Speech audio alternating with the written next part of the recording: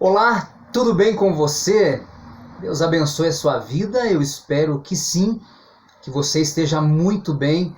E eu quero aqui mais uma vez falar a respeito de um tema que acredito eu faz parte também da sua vida. E o tema que eu quero discorrer por alguns minutos a partir de agora é vida financeira. Como vai a sua vida financeira? O que você entende por vida financeira? Como estão as suas finanças? Você está no vermelho ou as suas contas andam alinhadas? A sua vida é uma vida próspera, abundante? E eu quero aqui discorrer um pouco sobre a situação financeira. Nós não vamos entrar no mérito da questão dinheiro em si, pois eu já falei em outra ocasião a respeito disso. No que diz respeito se dinheiro é ou não da parte do Senhor, da parte de Deus. Eu acredito e já falei, só para dar início aqui nesse bate-papo, dinheiro é um objeto neutro. Então nós não podemos classificar o dinheiro em si como sendo do diabo ou como sendo de Deus. O que nós podemos sim falar com a mais plena autoridade que o dinheiro é um objeto neutro. Dependendo da maneira que você se relaciona com o dinheiro, essa maneira sim vai determinar quem é que realmente está no domínio do dinheiro que chega em suas mãos. O dinheiro, na verdade, ele é necessário e todos nós precisamos do dinheiro, a moeda de troca que há muitos anos existe e que hoje não deixa de fazer parte também da nossa vida. Lembrando que esse vídeo é uma série de vídeos, as 16 leis do sucesso. E essa é a quarta mensagem e nós vamos tratar sobre o tema finanças, vida financeira. E eu detalhei aqui alguns tópicos, alguns conselhos e confesso a você que não é porque eu estarei falando algumas situações relacionadas ao dinheiro que tudo isso já é uma realidade na minha vida.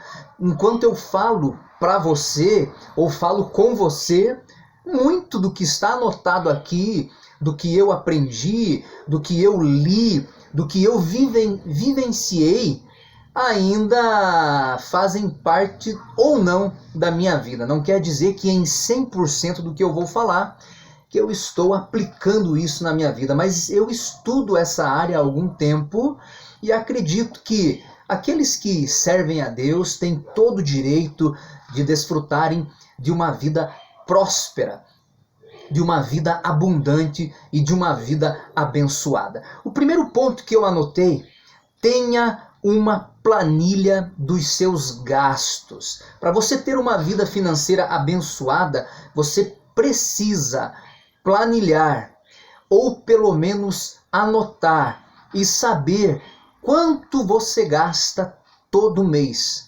A minha questão é: você sabe o quanto gasta em um mês? Você sabe quais são os seus gastos fixos e aqueles instáveis, ou seja, aqueles que não há como definir, como mensurar com exatidão todo mês? Por exemplo, um gasto fixo, o aluguel. Para você que paga aluguel como eu, o meu aluguel é 1.000, é 1.500, é 600, então você sabe que em aluguel, todos os meses, você vai ter aquele valor. Algo muito importante para você poder prosperar é você anotar. Isso é inteligência financeira. Saber quanto você ganha, quanto você gasta. Isso é importante. Eu faço isso. Há muito tempo eu tenho uma planilha mensal. E eu ali anoto. E eu sei exatamente o que eu preciso no próximo mês. Pois eu anoto ali os meus gastos fixos.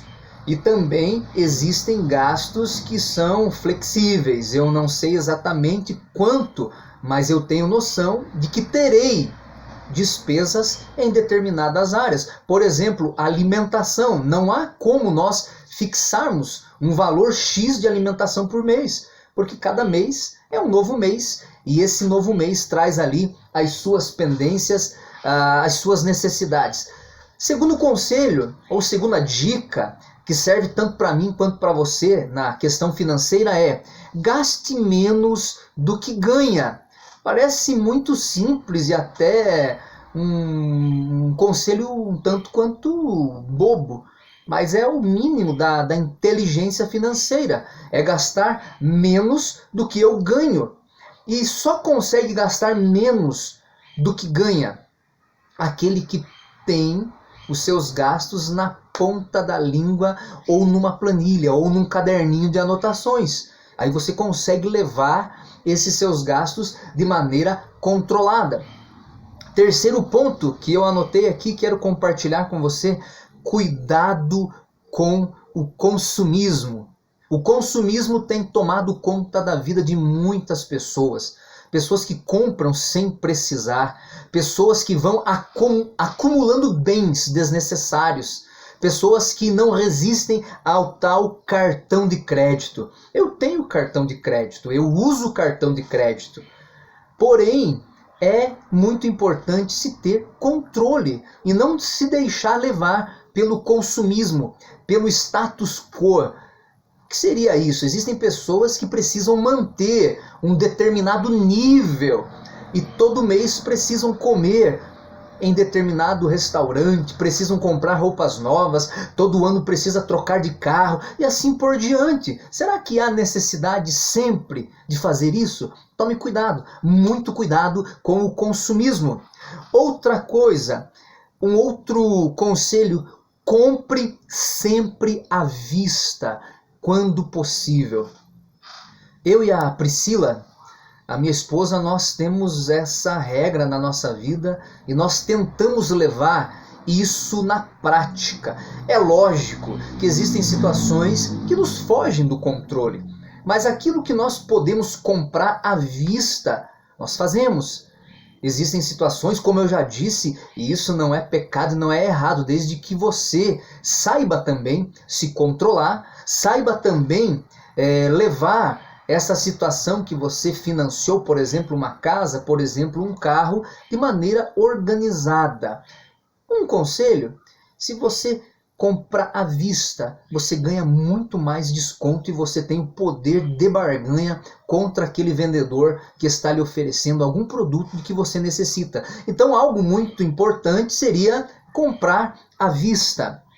A Bíblia diz assim, em Romanos 13:8, a parte A: a ninguém devais coisa alguma, a não ser o amor com que vos ameis uns aos outros. A Bíblia diz, olha, a ninguém deva nada. E volto a frisar, não significa que seja errado ou pecado comprar fiado ou em prestações. O problema é quando isso se torna uma rotina e a pessoa acaba se perdendo e deve para muita gente. O seu salário já entra por uma mão e sai pela outra e ainda a pessoa fica devendo. Outro conselho: isso daqui eu preciso trabalhar ainda na minha vida. Tenha um colchão de emergência, uma reserva de emergência. Os estudiosos da área das finanças, eles aconselham que todo trabalhador precisa ter uma reserva de pelo menos 6 meses no valor do seu salário. E aí você deve estar pensando: puxa, isso é impossível. Realmente um desafio grande, mas as coisas acontecem na nossa vida. Existem pessoas que vivem o dia de hoje. É aquele ditado: vende o almoço para comprar janta.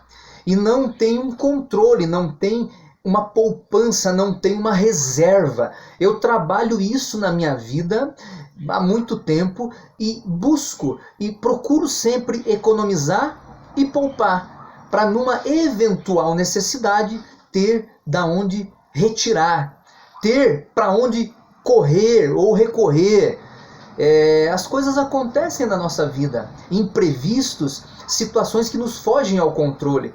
A perca do emprego, uma determinada enfermidade, um carro que muitas das vezes estraga, funde o motor e assim vai. Se nós temos esse fundo emergencial, essa reserva, esse colchão de emergência, fica muito mais fácil de se levar a vida com certa cautela, com certa sabedoria. Um outro conselho dos estudiosos na área de finanças: invista, tenha investimentos. Nós precisamos também investir o nosso dinheiro e não somente gastar. É uma área que eu venho estudando e confesso que ainda não aplico e não pratico, mas eu tenho no meu coração esse desejo de investir em imóveis, investir em algumas áreas onde eu possa ver aquele dinheiro trabalhar ao meu favor. Faça isso. Também tenha pelo menos como meta a questão de investir o seu dinheiro. Um outro conselho: seja generoso, não seja mesquinho, não seja avarento, saiba doar, saiba ajudar. Isso é um conselho que nos traz prosperidade. Um nono conselho, e esse conselho aqui envolve uma questão de fé. E isso eu aplico desde os meus aproximadamente 17 anos de idade, quando eu me converti. Seja dizimista fiel. De repente você assistiu até aqui, agora torceu o bico. Mas eu preciso falar da minha fé e daquilo que Deus fez na minha vida e aquilo que Deus colocou no meu coração já com 17 anos. Desde que eu me converti. E eu falo isso daqui sem medo de parecer arrogante ou orgulhoso. Mas desde o dia que eu me converti até hoje, eu nunca negligenciei os meus dízimos ao Senhor. O dízimo, ele representa aquilo que você... Aliás, o dízimo demonstra o seu relacionamento com o dinheiro também. Quando você retira o que a palavra do Senhor diz, os 10% que não pertence a nós, que pertence a Deus, isso é uma prova de fé, uma prova de obediência. E isso também é um princípio que atrai prosperidade sobre a nossa vida. De maneira alguma você deve pensar: eu serei dizimista para enriquecer. Não é esse o princípio. O princípio é demonstrar onde está o seu coração. E em último lugar, não ame o dinheiro. O dinheiro, já disse alguém, é um ótimo servo, mas é um péssimo senhor. Não ame ao dinheiro. E como todo o meu vídeo, a minha mensagem sempre tem um fundo evangelístico, um fundo com uma perspectiva espiritual, eu trago 2 versículos para encerrar esse nosso bate-papo. A Bíblia diz assim: pois o amor ao dinheiro, em 1 Timóteo 6,10, é a raiz de todos os males. Algumas pessoas, por cobiçarem, por amarem o dinheiro, desviaram-se da fé e se atormentaram com muitos sofrimentos. Não ame o dinheiro.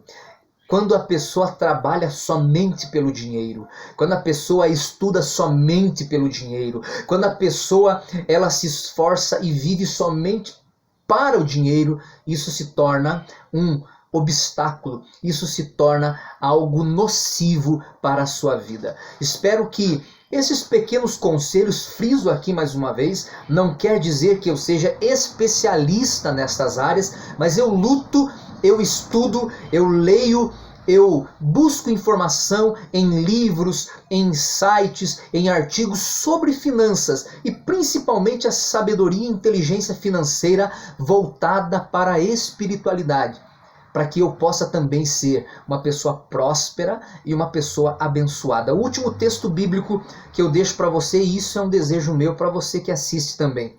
Terceira epístola do apóstolo João, o versículo 2 diz assim: amado, eu desejo que você vá bem em todas as coisas e que você tenha saúde, assim como bem vai a tua alma. O meu desejo é que você vá bem em todas as áreas da sua vida. Corpo, alma e espírito. Corpo físico, material, questão financeira, espiritual, as questões do espírito, a vida com Deus. Alma é quando você está bem consigo mesmo. Isso envolve questões de sentimento. Se você é uma pessoa que tem na sua vida equilibrado corpo, alma e espírito, é uma pessoa que está bem em todas as áreas. Como eu disse no início do vídeo, o dinheiro não é do diabo, o dinheiro também não é do Senhor, é um objeto. A maneira como você vai usar o teu dinheiro, ela vai determinar aonde está o seu coração. Como o João falou, eu falo para você e desejo que você vá bem em todas as áreas: corpo, alma e espírito. Vida material, vida pessoal e sentimental e principalmente vida espiritual. Deus abençoe a sua vida, seja próspero, que Deus possa abençoar a tua caminhada aonde você colocar a planta dos seus pés. Beijo no teu coração e até um próximo vídeo, se Deus quiser.